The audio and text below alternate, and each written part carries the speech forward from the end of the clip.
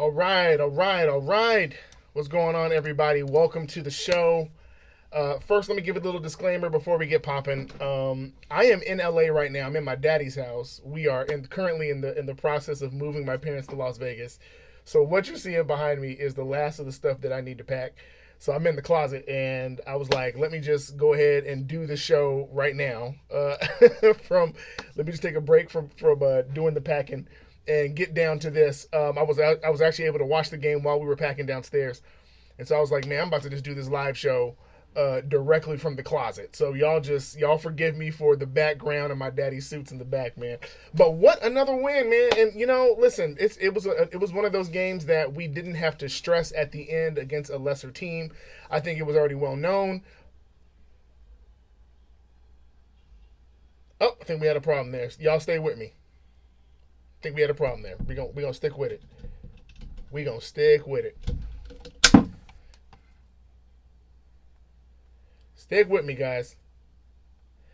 I see what happened here. That's my fault. That's my fault. There we go. I think we're in the money now. All right. I think we're back. I hit a wrong button. Tapped myself out. Can you guys see me? All right. I'm back. Listen. Sorry about that. This man is in the closet. I am, man. My apologies for that. But like I said, I'm packing my parents up. Listen, it was one of those games where we didn't have to worry too much about what was going on. For some reason, the Lakers have been making a lot of games that shouldn't have been close. But tonight, started off very iffy. And I don't think I think we've gotten so accustomed to the Lakers coming out slow that we don't even trip anymore. Like we don't even really like get worried. I was sitting downstairs with my family as we were packing up the house. And my mom looked up and was like, why are we down by double digits? And I was like, me and my brother were like, man, don't even worry about it. Don't even worry about it. And literally within a matter of minutes, we have flipped it around and we were up by double digits. And so, hats off to the Wizards. They're doing the best that they can. It was amazing to see so many ex-Lakers on another team, but it was just a reminder of how far we've come, man, how much we've had to endure. No shade to Mo Wagner. No shade to any of those guys, man. No shade to Bonga. None of those guys, man. It's the same as how we feel about Hart and Lonzo and all them. We appreciate them, young guys coming in and getting a chance, and we're loving watching a Thomas Bryant grow into what he's growing into and stuff like that. But it's just good to know that we have good veterans and that we're deep now, man. So it was good to see that. Tonight, the numbers were a little off again. In regards to points, and I don't know how many people out there are really into the plus minus side, but what was really good, the most telling part about tonight was not the stats offensively or defensively, even though Anthony Davis had another monster game. It was the minutes that LeBron James and Anthony Davis both played sub 30 minutes, and that's what we want to see. More games like that. So it's almost like an internal load management. If we can keep these guys in a space like that, where they are able to do damage in the beginning, get the lead up, and then trust the bench to close out the game. But I was really, really happy with what we saw tonight. I'm gonna do something different tonight, man. I'm gonna go to the questions first. We can hear you. Okay, excellent. That's 10. That's right. 10 in a row. There was a stat that was out on Twitter. The last time that we were 14, or we had 14 wins in 1 month was like a long time ago. It was a while ago. But one of the things, I'm reading Greg's comment, I refuse to acknowledge it. But one of the things that's really great is that when we get on these streaks, the trend shows historically that these lead to championships. And so this is great. This is great news, and most of the pundits are going to talk about the strength of schedule, and that's fine. I think we all need to have at least a sober mind and viewpoint about the idea of what this schedule is. The truth is that we have been doing our job. We haven't necessarily been tested. I know we've had a lot of games that came close. They really shouldn't have, but we have grace because it's the beginning of the season. But now we're getting ready to move into a stretch of games that are really going to show how far we've come, okay? I don't want us to get too caught up in how much we won by and how many games we won, even though we need to celebrate that. The truth is that we have like the Nuggets going back up against the Clippers on Christmas Day. These are going to be the true tests for the Lakers to see how much have we grown, how cohesive is the unit. There were some things tonight that I did not like seeing. There was just rotations that I know were in there simply because the score dictated it, and Vogel wasn't going to waste valuable minutes on good starters late in the game. But there were some of these rotations that really made me question how deep really is our bench. And the way you want to know about your depth is, if your team is deep, then you don't necessarily need both of your stars on the floor at the same time. If our bench necessitates having a LeBron or having an AD, we're really not as deep. What we want to do is be able to have rest for both of those guys, so they're not going 80 miles an hour and just trying to tag team in on every game. So that's the hope and that's the prayer tonight. There was a lot of clumsy moments tonight that it just didn't feel right. But let's get to these questions, man. Game at Denver going to be big. This is a LeBron Indy fan. That's going to be huge, man. Denver is one of those teams that is actually looking to measure themselves as well. And so we're a good measuring stick, to be honest, for that team. A lot of teams really right now haven't really defined themselves. For instance, the Clippers lost by double digits tonight to the Spurs. It was very shocking to see that, but it's also not very telling because a lot of these teams are really still trying to find their identity, as are the Lakers. But when two of these teams who are trying to define themselves come together, then they're really looking to find definitive rotations. They're looking to see which defensive sets, offensive sets really work. How well are the adjustments being made? These are great coaches, both in Denver and Frank Vogel, I believe, has shown himself as a great coach, not only in his previous tenures of other teams, but he's shown himself, obviously, so far with the Lakers. And don't get it twisted. Because I've heard this and I've seen this, that Frank Vogel is only succeeding because of the talent that he has. We have watched great teams with great talent have bad coaching, and they did not succeed. So we don't want to just assume that good talent means wins. Okay, coaching is necessary, and you saw tonight Anthony Davis had 3 blocks tonight, and I think part of that is because of the culture that Frank Vogel has set. And I'd love to see us go up against another great offensive team like the Denver Nuggets, and seeing what they're doing tonight. Anthony Davis had 26 points. LeBron James had 23, and they both played sub 30 minutes. That is amazing. JaVale McGee had 15 points. Danny Green had 11. He came out of his shell a little bit tonight. He was 3 of 5 from the 3. It's so good to see him wake up. And I'm hoping that it's not just because we're playing lesser talent. The hope is that he's being able to do that, of course, against great talent. And then Kentavious Caldwell-Pope only had 4 points tonight. He was plus 23 in the plus-minus category, which is good. But what I loved about KCP is that he played defense really to the best of his ability tonight. It was really a mismatch predominantly for the Lakers against the Wizards. The Wizards had no answer for our length and for our size. Of course, when you have anybody like Isaiah Thomas running on the court with you, you're almost undersized by default. So some of that was just by size, but it was good to see him active and putting his hands out. And of course, Kuz tonight had only 4 points tonight, but a scary moment, man. Scary moment, rolling his ankle, and Kuz has been literally since the summertime has been battling injury after injury. And so he comes out for the whole Team USA debacle, and then he gets poked in the eye. Now he has a rolled ankle. He stayed in there. I don't think it was necessary for him to stay in there. I'm not sure if he was trying to prove it to himself, if he was trying to just stay cohesive and get his minutes in, or maybe he's just frustrated with always having to get injured and sit on the bench. But this was not the game for him to stay in, and he stayed in for whatever reason. He only played 17 minutes, and that was good. And he was really trying to be active, but you could tell after he rolled his ankle, he was not the same person, okay? So one of the things the Lakers are going to have to be very cognizant of is that this is a marathon and not a sprint. And so we're going to have to make sure that our players are staying as healthy as possible. And if it's not necessary for them to be in, get them out of there, man. They don't need to be in there. All right, let's go. I see Cooler. What's up with JaVale's hair? The whole Lakers squad, from Kuzma to Dwight to, everybody seems to be kind of just like mixing it up. Do your thing. I don't know. Maybe it's just they're trying to find, I don't know. I don't know what that is, but more power to him. He's going to put up double-digit points. Do your thing. You're making the joke that I do the post-game in my closet come true, Devon. I am, man. Greg Bergman, man. Yeah, I once again, just for people who are just tapping in, we're moving my parents out of this home. This is the home they've been in for over 40 years. And we're moving them to Las Vegas. They're empty nesters, and everybody's kind of gone. So this is the last room we got to pack. So all these suits are my daddy's suits. So y'all forgive me for being in the closet. But this is technically a bedroom. that he's transformed into a closet. But it's a long story short. You don't want to hear about that. Blake St. Clair, that's the quality rest LeBron and AD need to be at their best for the playoffs. Yes, this is how traditionally championship teams were able to keep their superstars and predominantly their entire rotation fresh, is that you get the lead and then you have a strong enough bench to keep the lead, and that your superstars by the fourth quarter shouldn't come in at all. That's always the goal. And that's one of the down points of this streak that we've had of all these wins, is that a lot of these teams were sub 500 teams, not very good teams.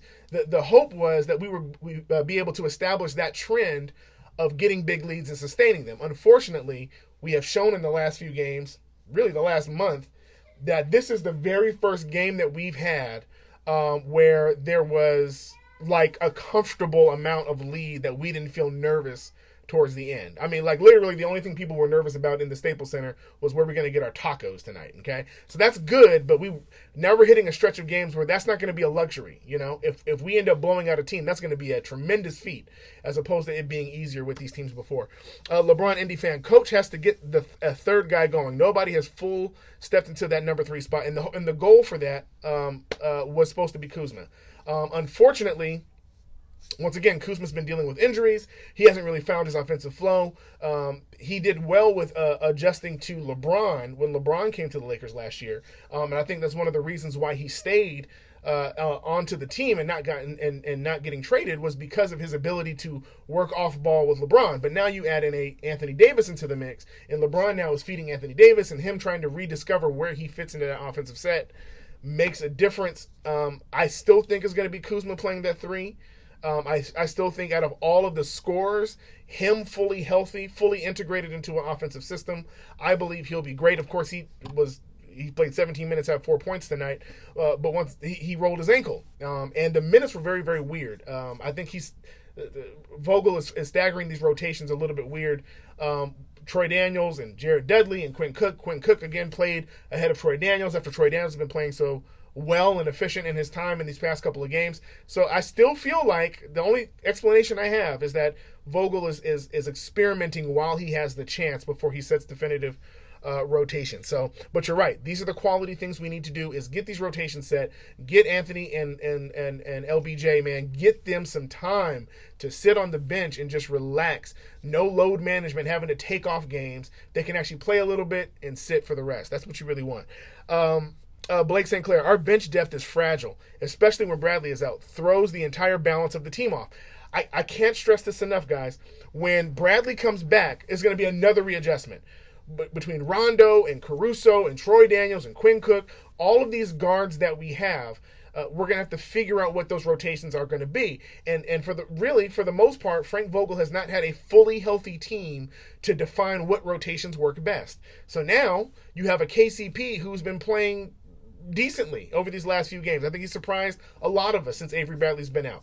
But when Avery Bradley comes back, what kind of shape is he going to be in? We obviously need Bradley's defense against point guards, even though KCP's been doing a decent job. We're going to need that. And so Frank Vogel's going to have to figure out, how does all of this fit together? I'm not sure he's going to have an answer for that before the All-Star break. I think until the team gets fully healthy and we can really challenge ourselves against some good teams in this tough stretch with a fully healthy roster, I think it's impossible to define what the rotations are actually going to be. Tony Zavala 67. Kuzma has to get going. Looks lost out on the court. It's once again, it's an adjustment, guys. If you've ever watched a team really find cohesiveness, is when everybody knows exactly what they're going to do. What made the Warriors so great was that as they grew together as Clay and Steph, who are both tremendous shooters and both can be catch and shoot. Clay can be a dominant. Steph can be was a dominant dribbler. And Clay was a catch and shoot. Just everybody knowing their role. That Draymond was a defensive threat and was also an energy guy. Just everybody just knowing. Sean Livingston coming off the bench and knowing where he fits into the role and all of those things. Kuzma has not had that ability. Hasn't been afforded that opportunity. This team is brand new playing together. This team, if you had this team together for a 2 or 3 year stretch, they would be unstoppable.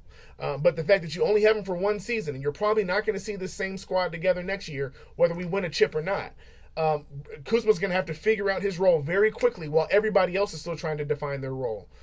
So I'm hoping that he knows that we need him to not only shoot and be a great scorer, but be a valuable defender and really be the leader of that second unit. We don't need him to be a third scorer in the starting lineup. We really need him to be able to run that second unit alongside of Rondo. And I'm not even sure if Rondo's capable of really establishing himself as a leader or a person that can keep the offense flowing when we have momentum and have a big lead.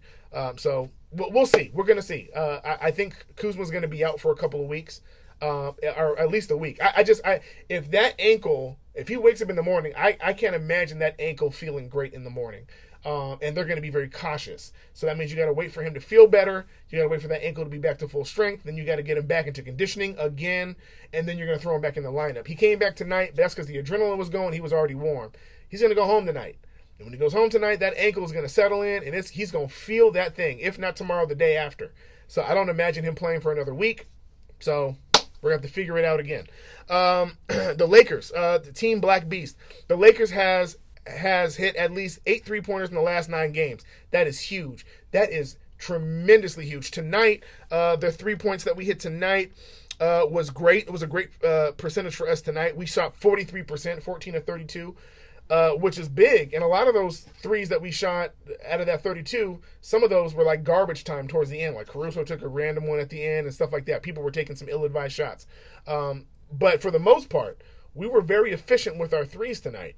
And in some previous games. It's going to make the difference. When we can hit threes, when we can spread the floor, AD is just unstoppable. And if you noticed, in the second half, the Wizards had to go to zone defense, and we've seen this before.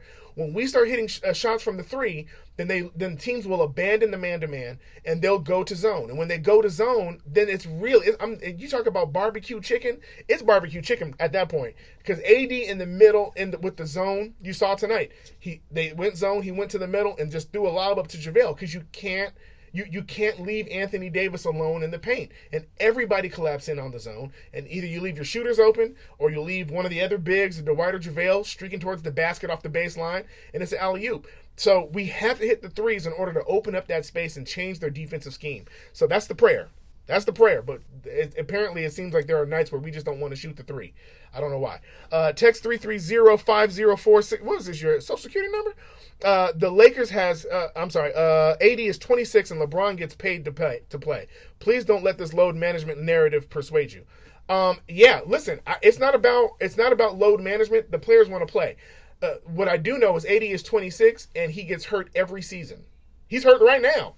The dude's hurt right now, and I thank God he's playing well and he's playing through the pain. But the last thing you want to do is have a championship run, and then you have an injured player who's just been battle worn. Okay, one of the things about Kawhi Leonard, and we talk about him, load managing, but the truth is that a lot of that is due to a chronic injury that he has. We don't need our players to have any kind of chronic injury, and so it's not about load management as much as it is being smart and being wise. I think we have been spoiled by Kobe. Okay, and this is not a negative on Kobe, but Kobe played through. Literally, Kobe could have one ankle and a missing spleen, and the man would get out there and he shot free throws with his Achilles completely detached. So we are used to a warrior gutting it through. The dude messed his hand up and decided to start shooting with the other hand. Now that we have to understand that when you talk about a once in a generational player, you're not going to get people who are able to play through things like that. So as much as I would love to say, no, we're not going to load manage, we need to be very cognizant, though, of the minutes that are being played. I don't want LeBron going down on Christmas Day. I just don't. We were on a roll before, and we were doing our thing. We were fourth in the West, and we were nowhere near as good as we should have been. And we were playing above our pay grade. We were playing out of our mind. And LeBron gets hurt. Now, it was a freak accident, of course. It wasn't like, it was like he literally, he messed up his groin. And there was no really, a way around that. A first-year player could have done that.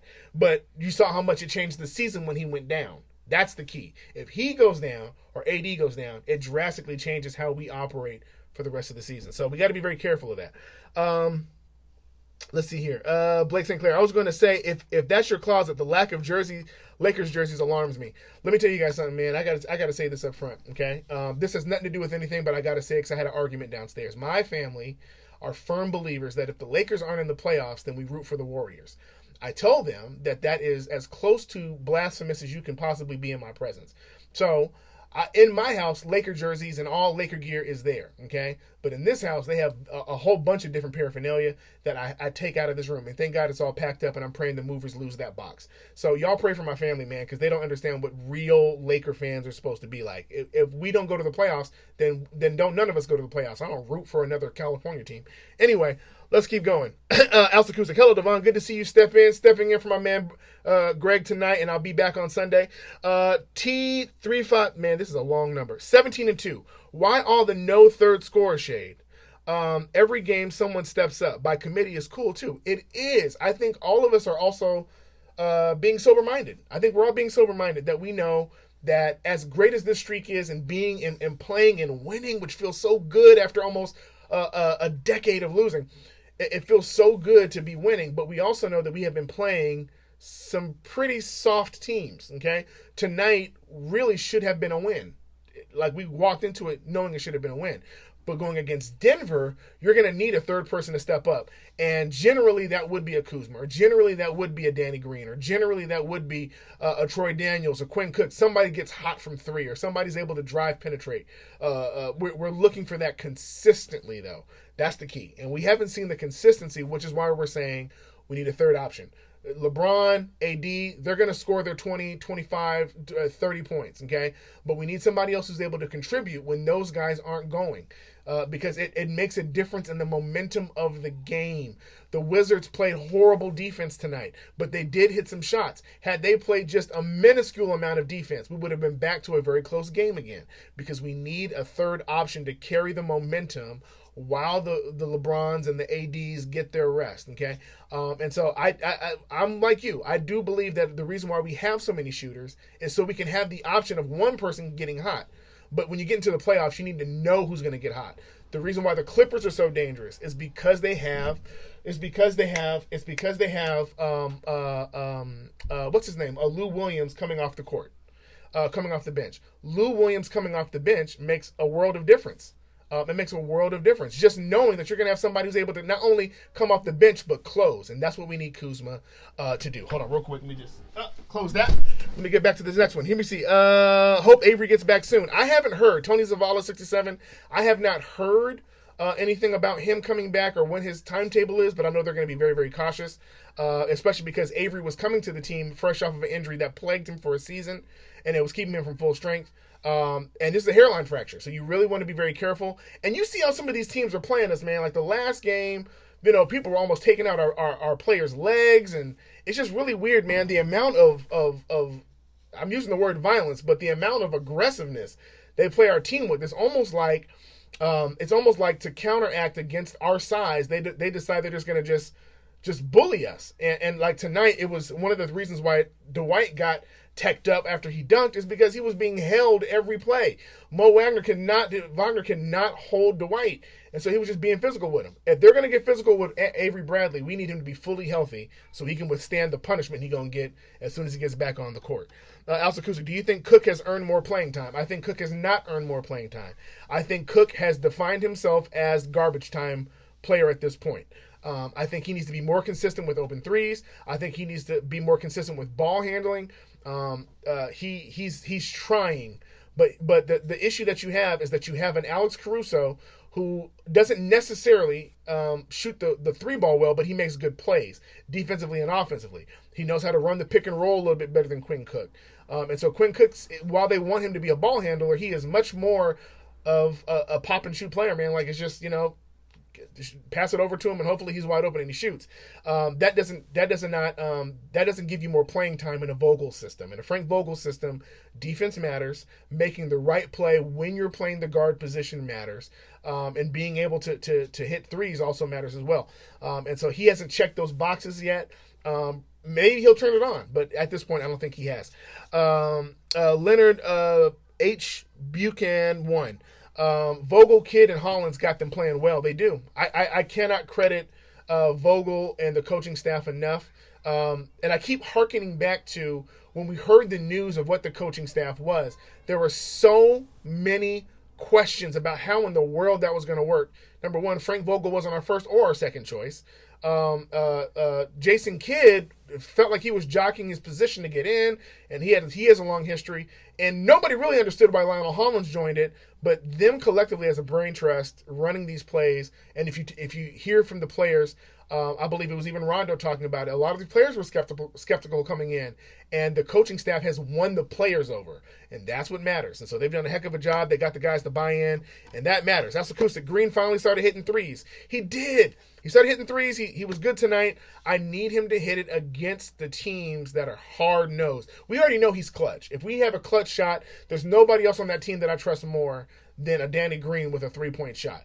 But I need him to be consistent against tougher teams. So I'm really looking for him to be active in Denver.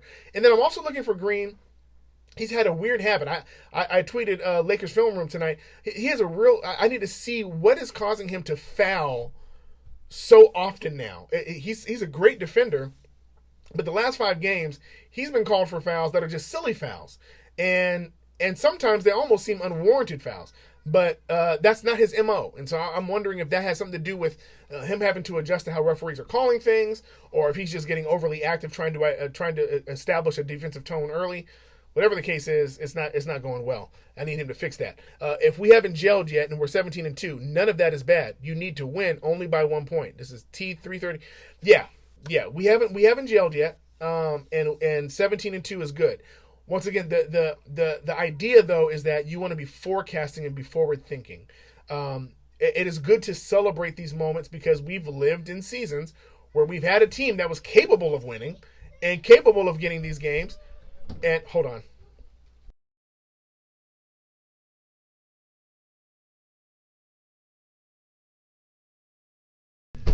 Families in here.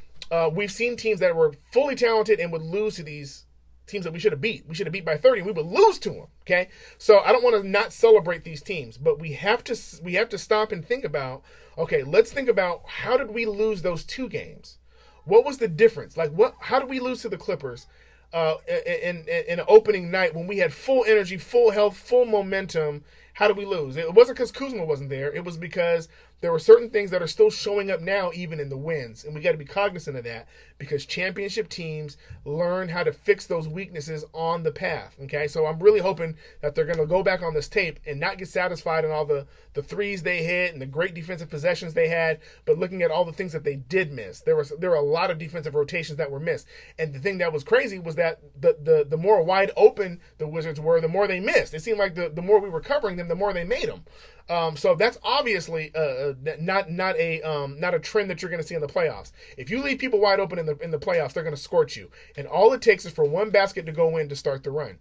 We had a long run going, and I think it might have been 18-0 run. And the minute they hit that basket, the minute they hit a shot in the mid range, it just started avalanching from there. And so we got to be cognizant of all of those things. Okay, we got to be cognizant of all of those things. Cook was a big boost off the bench. Tony Zavala, he was. Cook was good tonight. But once again, consistency. If you can't consistently be that off the bench, then these anomalies of going up and down is not going to matter. Troy Daniels at one point, early in the season, was like the hottest hand we had, and he has really done nothing since.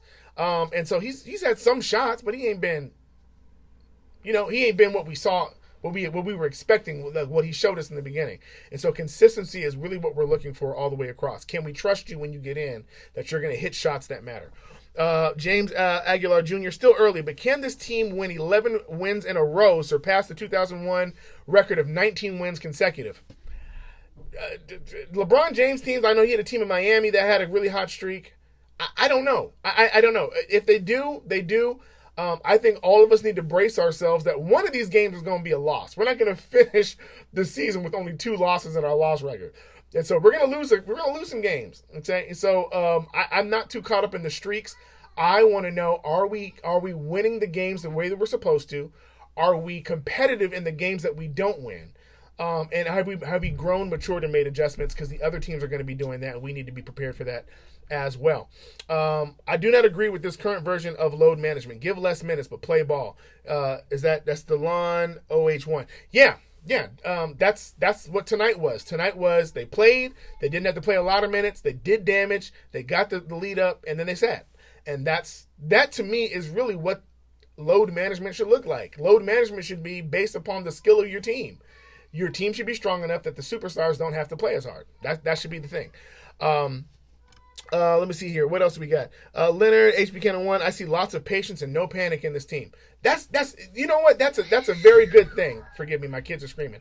That's a very good thing. Even when we're down by double digits, I think all of us, even as Laker fans, none of us really feel like, even when you get to the fourth quarter and we're down by 10, down by 12, we know that this team is capable of not just getting on a run, but if we are down, it's probably because we have not been as active as we should have been on the defensive end. And the minute we turn on that defense, it's a wrap. It's a wrap for everybody involved, and we've shown that.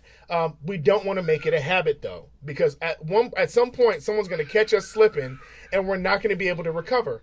And if teams can get on film how to keep us from stopping runs and keep us from winning games, they're going to utilize that all the way through. They're going to utilize that all the way through the season into the playoffs. People are collecting tape on us, even when we're winning, trying to find the things that work, and we have to be very cognizant of that. So that's a big key here. Let me see. Let me see here. Who is this? Oh, Donnie I'm sorry. I can't miss this. The other team did lose to the Spurs tonight. They did lose to the Spurs. Paul George didn't have a good game. Kawhi Leonard didn't have a good game, but that's still not telling. That's not a very telling score, okay? I wouldn't read too much into that. There's still that's the team that's going to be our blockade to the conference finals or to the finals. Is going to be the Clippers. I'm telling you right now. So I don't read too much into that. What we do to them on Christmas Day is what I'm looking for. Is Bron and AD already a top 5 duo this decade? Kobe, Powell, Bron, Wade, Steph, KD, and more come to mind. I don't think you're able to put them in the top 5 until they win a championship. And so they have the makings of it. They have the characteristics of it. But until we win a chip, I'm not even speaking into that. Because the one thing we can say about Steph and KD, they have a title. Bron and Wade, they have a title. Kobe and Powell, they have a title. Bron and AD, until they bring a chip, until we are going down Figueroa, and I see them on that bus, I can't even talk about top 5 anything. But they have the potential to be that. Avery Bradley is getting evaluated tomorrow. Showtime Forum, reevaluated. That's good. Hoping for great news. We need Avery Bradley in this tough stretch. Having him back as a defensive presence is going to be great. The question is going to be, how does KCP adjust to not starting? Because his numbers are vastly different from when he's starting versus when he's coming off the bench. When he's coming off the bench, he is a much less player. He's a much less valuable player when he's coming off the bench for whatever reason. But when he's starting, he's as consistent as what we've seen. And so with Avery Bradley coming back, I'm sure they're going to ease him back into the into the rotations. But that's still Avery Bradley's starting spot. We are still best when Avery Bradley is starting the game. He sets defensive tones early. I think part of the reason why we keep coming out slow is not a coincidence. We come out slow because Avery Bradley's not there to set the tone. This is a guy who picks up full court at the top of the game. He has a mindset of proving himself to other people that he is an elite defender. That's what he was, is what he's always been known for, and then he had this drop-off over a few seasons. He wants to reestablish himself. And I think that we need to have that kind of dog mentality in that front lineup, doing his thing so that AD, LeBron, Danny Green, everybody is held accountable in that front lineup, including JaVale McGee. All right? House Acoustic, Buchanan, I love it. Yep. Showtime Forum, Kyle Kuzma day-to-day with the mild ankle sprain. Listen, I'm telling you, that needs to be something that we are very careful with. We need our players to be healthy. We don't want nagging injuries, and it's still 2019. Like, we ain't even got through, like, the year yet. And people we don't want nagging injuries. We want people to be fully healthy. I am okay if Kyle Kuzma sits a couple games. I'm fine if he sits a week, as long as he comes back healthy and ready. His eye hasn't even fully healed. Okay, this guy's battling injuries. I would love if we could get some time for AD to fully heal. Because if you saw tonight, he grabbed his shoulder a couple of times. We really want people to be fully healthy, and maybe if we just battle all the way through into the All-Star break, maybe that'll be our time to get some rest. But we'll see. Can we go 80 and 2? Andre, no. Andre K86 200 546. Y'all putting all these Social Security numbers in your name is making it very hard to read. We are not going 80-2. If we do go 80-2, I would far less believe we're winning a championship because it's hard. It's hard. You saw what happened to the Warriors when they won 70 plus games and they got to the finals. I prefer us to lose some and know what losing feels like so we don't get upset and we don't get thrown off. But right now, we're not even really used to what losing looks like or even what a losing streak looks like. So I don't think we're going 80-2. Kawhi won't be able to stand the physicality of the Lakers over a 7-game series. I want to believe it, and I agree with you. That's food for thought. I agree with you. I don't think the Clippers and the Lakers, I don't think the Clippers have that kind of energy. I think they can get it up for one night. I think Montrezl Harrell can get up for one night and Paul and all them. But I think over time, and what we've known is that we are able to adjust. And once we adjust, it's kind of hard. And Frank Vogel didn't do much adjustments on the first night because he didn't know his team. But now he knows his team, and he knows exactly what to say, when to say it, what players to trust to be coaches on the floor. And so I just don't think you can trust. I don't think any team in the NBA wants to see us over a 7-game series. I just don't. I don't think that it's beyond the length. I think it's literally the mentality that we want to hurt you, and we don't care. We do not care. Dwight Howard does not care about who he hurts on that court, and a part of me loves that. I love that. He's nowhere near his prime, so his athleticism is not where it used to be. But if his physicality and his mindset's like that, that makes a difference to me. And I can trust you to go out there, and if anybody does come to the hole, it's gonna hurt. It's gonna hurt, and I like it. I like it. This reminds me of what it felt like to have Powell and Bynum together. You know what I mean? To be able to have that. Now, of course, Bynum went off the deep end and shoved JJ Barea halfway into the stands. We don't need to have that, but we need a meta world piece. We need we need those dogs, man. And I'm really hoping that is the mindset that we keep going into the playoffs, and especially on Christmas Day. That's the day we all need to mark on our calendars. That's Judgment Day. That's the day we come back and redeem ourselves from the debacle of the opening night. Because once we are able to establish ourselves, I think we can let the whole league know that we are for real. I think the league is somewhat doubting us because of our schedule, but we're gonna prove ourselves that night. Tony Zavala, if we can't get Iguodala, who is someone we should try to pick up? I honestly don't know. This is not a good year for defensive pickups. Obviously, a 3-and-D player is what we would want, like Trevor Ariza in his prime or someone like that. But the market's not looking good. Number one, the Lakers can't make a lot of moves. Even right now, we'd have to cut a roster spot just to bring Iguodala back in. And you're hearing a lot of conversation about the Lakers purposely keeping Boogie on the books. There's a belief that he can come back. Now, I don't know what that means for the rotation. I don't even know if that's going to be realistic, especially after so many injuries and he ain't played. And how do you get him in game shape? And you're talking playoffs at the minimum. So I don't think they're going to cut him. But for us to get Iguodala or anybody, it's going to have to be like a buyout situation, to be honest. And even if we make a trade, that trade is going to have to really make sense. And we don't really have people on the bottom end of our roster that really makes sense for a lot of other teams. Like a lot of other teams aren't really looking for a Quinn Cook or looking for really, I mean, even a KCP, to be honest. A lot of these people aren't difference makers in their schedule. The most that would help us is if there's a salary dump. So I really don't know. I can't give you any names, but we'll see. Team Black Beast, do you believe there's any truth that Andre Iguodala is being bought out by the Grizz and signed with the Lakers? I want to believe it, but the Grizzlies, everything from their camp and everything that we've been hearing is that they ain't giving him up for nothing. And they seem petty enough that they will hold on to him if nobody tries to trade for him. They seem like that kind of team, that kind of front office. It just feels it has the makings of that. And so I don't know. I want it to happen very, very badly, but do not be deceived, man. The same plot that was against the Lakers and them getting AD. The same front office rumors that we kept hearing about all these different team owners and stuff saying whatever they could to keep the Lakers from being good again. We saw it with the Chris Paul trade. We saw it with the Anthony Davis trade. Like when you start hearing that chatter, know that that's like a culture. that people do not want the Lakers to be good. And so if we were talking about Iggy being bought out and going to the Wizards or going to the Raptors, I don't even think the Grizzlies would have waited this long. I think they would have bought him out at the top of the season and let him go. But the fact that all the rumors are pointing to the Lakers, forget the Clippers, the Lakers. It's the Lakers that's making the buyout hard for teams because they know that if the Lakers add another piece and that we're primed and ready to do it, then it's really going to be over for anybody trying to do anything. And we're already a defensive-minded team. We're already one of the top defensive teams with some incredible defensive guards, and you're going to add Iggy to that mix. That's crazy. That would be crazy, and I know teams don't want that to happen. So I'm hoping it's true. Team Black Beast, I'm hoping it's true, but we do not know.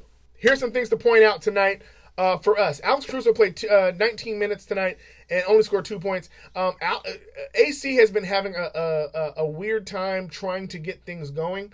And he's been making some incredible plays tonight. He did have 3 assists and a steal, and we know that he's really active in getting into the passing lanes with his hands. That's what makes him so valuable and one of the top defensive rated guards. But we do still need that AC that is able to hit shots when it's necessary, drive to the cup and finish when necessary. And the thing that really messed me up tonight is he's 2 of 4 from the free throw line tonight. From the free throw in general, there were some really weird anomalies. Anthony Davis was 9 of 12 from the free throw line. He missed a couple of shots. It just seemed like he just didn't care tonight. But then you have JaVale McGee going 5 of 6. So your bigs are shooting, like JaVale is shooting better than Anthony Davis on a night like tonight. We don't want to see that. We want to see consistent, good free throw shooting. We were only 75% from the line tonight, which to me is not good. We also had 18 turnovers. In the beginning of the game, one of the reasons why the lead got so far ahead of us was because LeBron James had 4 turnovers that were just silly turnovers. I mean, it was just really silly. Bad pass, mishandled dribbles. And if there is one weakness to LeBron that I would say right now, I think right now he is an MVP candidate. I think he has proven that. I think his numbers look great. I think his energy has been greater than it's ever been before as far as his engagement in things. His athleticism is not as great as what it used to be, but his engagement, his talking, and all that is great. But the one part that is really weird is that when he is handling the ball, it seems like he has to wait a minute before he decides to turn it on. It's almost like he plays the game in the beginning trying to slow everything down when really we have the potential to come out the gate and just play. But it almost seems like he's intentionally trying to keep things under control. And because he overthinks it and overplays it, he ends up making these silly turnovers. He does it in the beginning of games and he does it in the fourth quarter. It just seems like anytime that he deliberately wants to keep the player settled, he overdoes it. And it causes him to get out of his game and out of his element. And it doesn't work well. It doesn't work well. So he had some turnovers tonight. In fact, he had 6 turnovers in total tonight, which is not good. That means that 6, 12, 18, that means he was 1/3 of the turnovers that we had tonight was from LeBron James. And he only played 25 minutes. That's really bad. That's really bad. That's almost like every 4 minutes he was turning the ball over. So we want to be cognizant of that. And I don't know if that's just a mental thing or maybe he just didn't want to take this team seriously. But whatever the case is, it wasn't working well. Troy Daniels was scoreless again tonight, and I'm going to keep harping on this every time we have a show, is I keep going back to watching him say, I believe I'm the best shooter on the team. I need him to show it. He was 0 of 3 from the three-point line and 0 of 4 from the field. I need you to give me something best shooter, okay? Quinn Cook was 3 of 4. That's great. Rondo was 3 of 4 tonight. When Rondo starts playing 3 of 4, and he only played 11 minutes and had 13 points, okay? Like, that's different, right? What's also telling is that he was 3 of 4, 5 of 7 from the field, only played 11 minutes, and I think part of the reason why is because I think once he begins to regress and he begins to over-dribble and he begins to overthink, I think that's immediately when Frank Vogel pulls him out. He had no turnovers tonight, but there were still some parts where it was just like he was dribbling the clock all the way out, which it's not the goal of the Lakers to dribble out the clock. It feels like it is, but that's not the goal. The goal is that we are able to run the offense efficiently. Yes, we want to control the clock, but we don't want to run it out so that we're making last-minute decisions and trying to dump it into AD and hope he does something really well at the very end. So that's one of the things that I think is going to keep Rondo from being not just a starter, right? Because he's yet to start. Mind you, Frank Vogel said his mindset was, I'm going to stagger Bradley and Rondo. Well, Bradley's been out for some time now, and Rondo ain't started, right? So what's that telling you? It means that the coach doesn't trust Rondo in that position.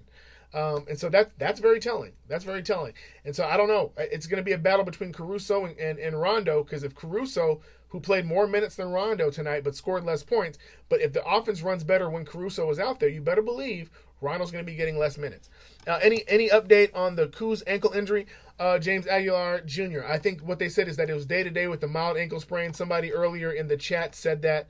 And so that's what we're going to just be on the lookout, okay? We're going to be on the lookout. Guys, I'm getting ready to shut it down, but let's take a look at the schedule of the Lakers, who are now 17-2. Just want to point that out there. That's insane. We have a 10-game winning streak. In any case, for our schedule coming up, I know we have a really tough stretch. I'm just pulling it up right now, guys. Forgive me. Here we go. So now we are going to be at home against Dallas on Sunday. So that's going to be the return of Luka. I think that's a win. Okay, I think that's a win. And then a couple of days, we get on the plane after that, head to Denver, and we're playing. Look at this schedule for the 3-game road trip. We have Denver, Utah, and Portland. Now, Portland, up until this last week, I would have scratched that off as, oh, that's an automatic win. But watching them play with Melo and Lillard back in. Now, I know that sounds crazy. But Melo put up 20-plus tonight, and it seems like he's finding his rhythm. That's going to be a problem. And the Lakers traditionally do not play well in Portland, okay? That is a haunted house for us. And so I'm looking forward. You know, it's very possible we could lose one of these games, okay? Denver is very plausible to that we could lose. I don't think we'll lose the Utah game, but it's a back-to-back. So we don't know how we're going to respond to that. Back-to-back on the road, traveling from Denver into Utah, coming from that high elevation down into Utah, and then you go to Portland. We come back against Minnesota on the that following Sunday. So and Karl Anthony Towns has been playing, and he's been ranked in the top 10 for MVP candidates. So, you know, the schedule is not looking as easy as we'd want it to be, okay? Orlando, Miami, Atlanta, it starts getting weird. Milwaukee, back at Denver, and Clippers on Christmas Day. So this schedule is going to tell us a lot between now and when we play the Clippers about how good we really are, okay? About how good we really are. So that's what we're hoping for. We're hoping for that. We're gonna knock them out. Utah and Denver back to back. I'm telling you, Leonard, I guess it's Buchanan or Buchanan 1. Denver and Utah back to back, and then going to Portland, which is a haunted house of horrors for us. Having those 3 games on the road is far different than this last 4-game trip that we swept, okay? If we do lose any of these games, it's fine. It's fine. It's needed. It's needed.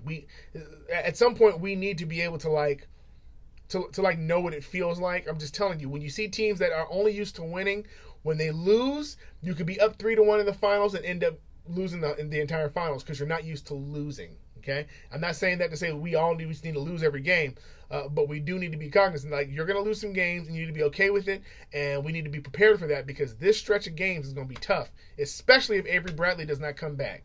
If AB doesn't come back and Kuz is still day-to-day, it's going to be a tough stretch, man. That means we're going to have to lean on the Cooks and the Daniels and the Rondos to do all that stuff. Anyway, guys, I appreciate y'all for coming in. I've got to get back to packing all this stuff because it is late. It is late right now, man. What is it? 10:41? It's late. So I'm gonna get back to that. Let's keep the streak alive. Let's go for number 11 for the next game. Remember, I will be back with you guys on Sunday. For the post game. It's an early game, so we all need to remember that. It's an early game, 3:00 game on Sunday. And so we're looking to knock it out. I think we're gonna win that game. I'm hoping we win that game. There should be no reason why we lose that game, but we're gonna talk about it at the post game. I appreciate y'all, man. I salute y'all, and I will talk to y'all later. All right, I'm out.